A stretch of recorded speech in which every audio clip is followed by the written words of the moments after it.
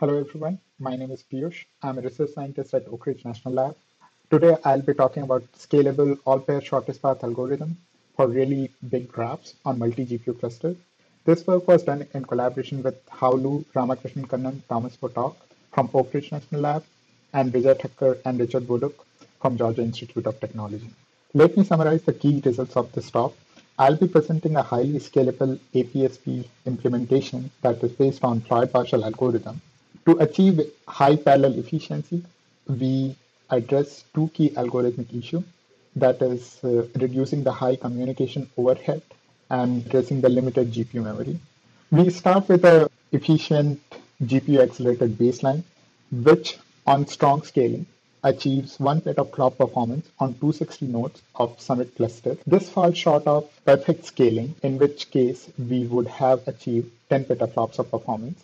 Our optimized HP implementation achieves 5 petaflop of performance, which is 50% of parallel efficiency, and it is 5 times faster than the baseline algorithm. Let me give you a brief introduction to graph all-pair shortest path problem and overview of the baseline algorithm. The graph all-pair shortest path problem is simultaneous computation of shortest path between all pair of vertices in a graph. It's a fundamental graph problem with application in data analytics in the knowledge graphs, traffic routing and simulation, network design to name a few. This calculation requires massive computing power and aggregate memory capacity available only in a multi-GPU cluster like Summit supercomputer at Oak Ridge National Lab. There are two main classes of APSP algorithm.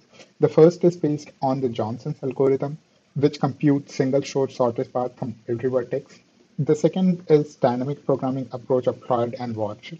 In this talk, we focus on Floyd-Warshall algorithm. When the graphs are reasonably dense, it's work efficient, and it has similarity to matrix multiplication that makes it very suitable for GPU computing. So let's briefly recap how Floyd-Warshall algorithm for APS works. So here I'm showing you the pseudocode for Floyd-Warshall algorithm. We have a distance matrix, which is an estimate of n shortest path between all pair of vertices. It has a triple loop structure. So in every iteration, we update this dist matrix with the newer shortest path found. So in kth iteration, for each pair of vertices, we try to find a newer shortest path that goes from vertex. And if we find a newer shortest path, then we update its distance estimate. So let's see in this graph, how does it work? So in the first iteration, I will try to compute shortest path between all pair of vertices that goes to vertex 1. So between 2 and 6, I have found a path. So I'll update the distance between 2 and 6 with some of these two distances, that is 0.5. Similarly, at the end of the first iteration, I would have computed distance between 2 and 5 and 5 and 6 because all of those vertices have connection through 1. In second iteration, I shall compute shortest path through vertex 2. And similarly, I'll update distance. Let's look at block version of Floyd-Warshall algorithm for APSP problem. In the block version, the graph is divided into a set of vertices called supernode, and the distance matrix is now a block matrix. Similar to a scalar case, here in kth iteration, instead of finding distance between all pair of vertices through vertex k, now we will be finding distance between any two through kth supernode. This operation of finding shortest distance between through kth through a supernode can be expressed by semi-ring matrix, semi-ring R min plus matrix matrix. Consider a set of source node, bridge node, and destination nodes. The matrix A describes distance between source node and bridge nodes, and matrix B describes distance between bridge nodes and destination nodes. Then plus matrix multiplication finds the shortest path between set of supernode. This operation has a structure which is very similar to matrix multiplication. The similarity between computing the shortest path between two sets of vertices and matrix multiplication is what allows for very high performance GPU kernels. For this using the min plus product, we can describe the block FW algorithm. Here we call the distance matrix A for shorthand. A is a block matrix of dimension n by b times n by b with each block of size b by b. The block Floyd-Warshall algorithm has three main steps. The first is diagonal update. in which we perform local Floyd Warshall on the kth diagonal block. Following that, we perform the panel update. In panel update, we multiply the kth block panel from right in case of horizontal panel, and we multiply the kth vertical panel with AKK from right. The last step is min plus outer product, in which we update all the blocks by outer product of the horizontal and the vertical panel. For instance, A56 will be updated by multiplying A53 times A36. Now we can describe the baseline distributed algorithm. We use MPI to express the distributed memory parallelism. The MPI processes are arranged in 2D process grid of dimension PR times PC. The distance matrix A is distributed in block cyclic data distribution. It's a parallel Floyd Warshall. Again, there are three steps: diagonal update, panel update, and min plus outer product. Since matrix A is distributed among different processors, so only those processors which own the specific block, they only operate. For instance, in the kth iteration, the first step is diagonal update. The process that owns the kth diagonal block, AKK, performs a local Floyd Warshall on AKK block. Following that, it broadcasts the AKK block to its process row and process column. Once a kth process row and kth process column has received the AKK block, they can perform the panel update. Once each of the process has performed the panel update, they can perform the panel broadcast. The kth process row can broadcast the kth panel to process column. Similarly, the kth process column can broadcast the panels to process rows. Once the panel broadcast is finished, then all the processes have received the required portion to perform the min plus product. All the processes that owns any block AIJ, they can update the AIJ block. Cost of computation of parallel Floyd Warshall. There are two main steps. One is min plus outer product that is divided equally among all the processes. So the cost of min plus outer product is 2n cubed by p. So it scales perfectly with number of processes. Whereas the second step is panel broadcast, which varies with n squared by PR and n squared by PC.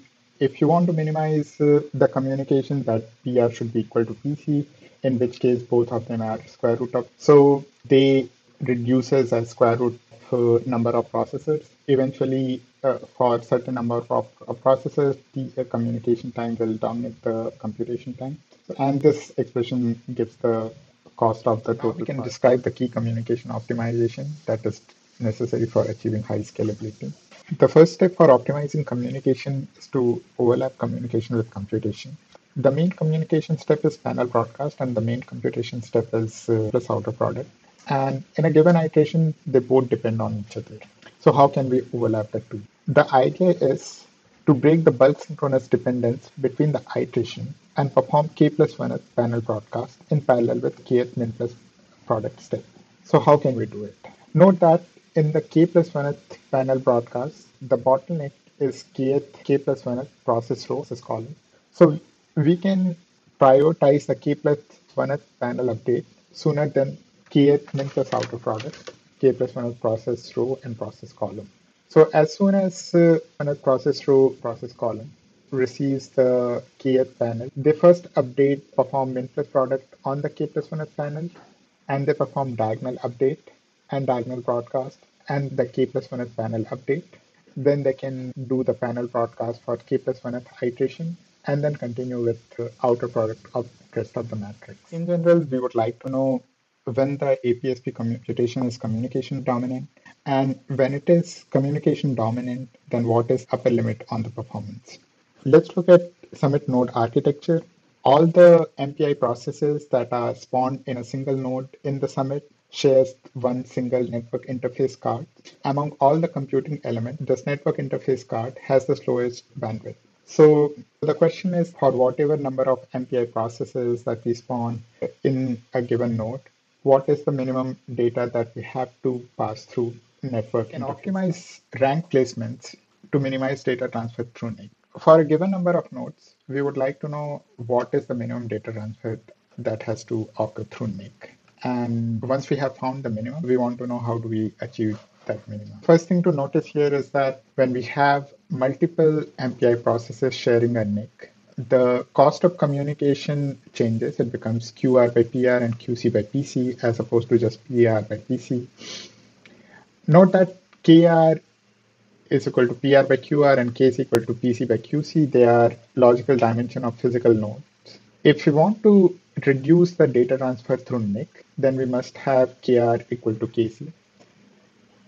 And in order to minimize latency, we need to have PR equal to PC as close as possible. The final main communication optimization is asynchronous scheduling of operation. Despite the pipelining, we still have the inbuilt implicit synchronization there. This limitation is essentially posed by the library broadcast because that is an ideal. And all the process finishes broadcast at the same time because they have to send acknowledgement. We can overlap this broadcast with another broadcast and min plus outer product. But at the end of the finishing the broadcast, we need to have implicit synchronization there. The second thing is the library broadcast uses a tree-based algorithm, which is efficient for latency, but it's not efficient for bandwidth. To overcome this, so why ring broadcast? First of all, in the ring broadcast, it minimizes the critical path because in the K plus 1th iteration, the bottleneck is next process row and process column. In the ring broadcast, we send first to the next process row and next process column. It ensures that now we don't have to synchronize to know that the broadcast is finished or not. It eliminates the bulk sequential dependency between the iteration. In the pipeline algorithm, we are simultaneously doing part of K iteration and K plus 1th iteration. Using the ring broadcast, we can do different processes might be performing different stages of computation. Finally, we come to the memory issue. One of the critical limitations in the summit is that the GPUs have aggregate memory of 96 gigabytes, and as opposed to DRAM and NVMe have much larger bandwidth. This limited GPU HBM capacity can be a bottleneck for a lot of really large graphs. So in order to overcome this, we use a offload model for matrix multiplication. Instead of keeping all the data on the GPU, we only offload the most computationally challenging step, that is min plus outer product. We offload it to GPU and get back the data and update it on CPU. So there are three steps in doing so. We divide the horizontal and vertical panel both into several parts. So there are three steps. We first perform matrix multiplication on GPU. This part is sent back to the CPU.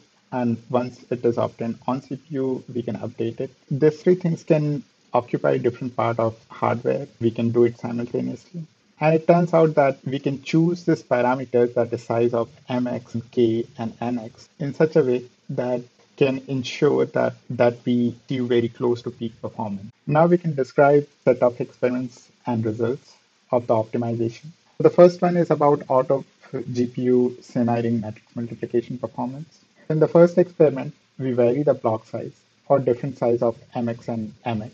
And for any block size that is greater than 768, we achieve close to the performance of the baseline, which is 6 teraflops. Using our performance model, we estimated the block size k equal to 6. So this estimate that of 768 comes out pretty close to it. Similarly, we vary the size of mx and nx for different panel sizes. We give here the per GPU performance. So when we have bigger mx or nx, and as we have bigger panels and bigger subparts, then we close to the peak performance. So now we show how does rank placement and choice of PR, PC, and KR, KC. On the y-axis, we are showing per node effective bandwidth. We know the highest is 25 gigabytes per second. And on x-axis, we are showing different number of nodes. And here in the bracket, we are showing PR, KC for a different configuration in the single node. As our theory predicted, whenever KR and KC are equal, that's when we get the highest bandwidth. And when the KR, KC is different, in that case, we get the least performance. Although choice of PR and PC can be non-trivial at times. For instance, here PRPC are most equal at 8.6, although the best performance we get is for PRPC equal to. And now we also measure the effective per node bandwidth with respect to different graph size for different optimization. We start from 26,000 vertex to 524K vertices. This is on 64 nodes of Summit. Theoretically, any size less than should be communication bound. So this is where the bandwidth is meaningful. The blue line is baseline, the red line is pipeline algorithm, which is almost 2x faster than the baseline. And then we have the rank reordering and the asynchronous using the ring broadcast, which is highest performing one. So between the baseline and the most optimized, the difference can be as much as 5x in certain cases. Whereas if you just go with the plain pipeline version that tries to overlap communication with computation, we still have a gap between the most optimized version of more than 2x. So just overlapping communication and computation may not be enough. So we come to the performance on 64 nodes of different implementation. So here we also include the offload version, and we have the blue here is the peak, red one is the baseline, and pipeline and the asynchronous version. So in this case, the baseline never achieves a very close to peak performance, although pipeline and the async both reaches pretty close to the theoretical peak, but pipeline version reaches the theoretical peak much later than the fully optimized the async version. As we estimated in the last, the peak effective bandwidth we are getting is close to 8 gigabytes per second as opposed to theoretical peak of 25 gigabytes per second. There is still a performance gap of 3x in this region, even for the most optimized version. Finally, we look at strong scaling for different implementation. We start with 16 nodes and go up to 256 nodes for a graph with 300K vertices. The performance here is in petaflops per second, and as we double the number of nodes, we expect the performance to be double. The baseline and the offload do not scale because they do not have any of the communication optimizations, whereas the pipeline reordering and async, the effectiveness increases related to the baseline with increasing number of processes when it becomes more communication dominant. And here we are at the largest scale, we are achieving very close to 50% of parallel efficiency compared to 10% for baseline and offload. Similarly, here we show weak scaling. We are keeping the web process computation to be constant. The time here is shown in seconds.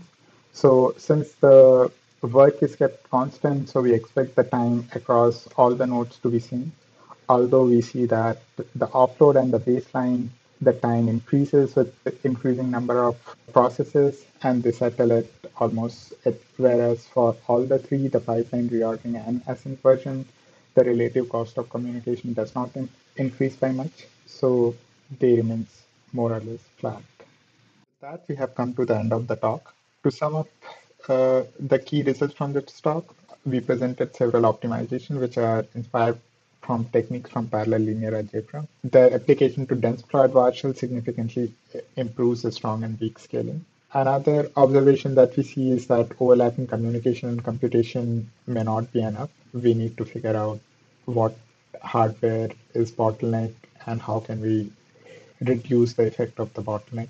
Similarly, we presented offload-based dense Floyd Warshall that overcomes the limitations of small GPU memory. All of these were supported by detailed performance model that can be used when we are trying to port different architecture. Some of the future direction that we're exploring right now, first is distance oracle. Instead of computing parallel all pair shortest path that requires too much memory, we would like to compute a distance oracle from which we can query shortest path information between any two vertex. We would like to explore that how can we update the all pair shortest path information when the graph has changed without entire all pair shortest path. One of the limitation of this work is that it does not take sparsity into account, and we have sparse version of Floyd Warshall that we can parallelize, that we can afford to distribute to node, and we expect that all the optimization that we have discussed here will be applicable to sparse Floyd Warshall. And finally, instead of just computing the shortest path, we are at places interested in first K shortest path rather than the shortest path, that we can pose additional constants on the path in order to filter them. I would like to thank you for listening to the talk.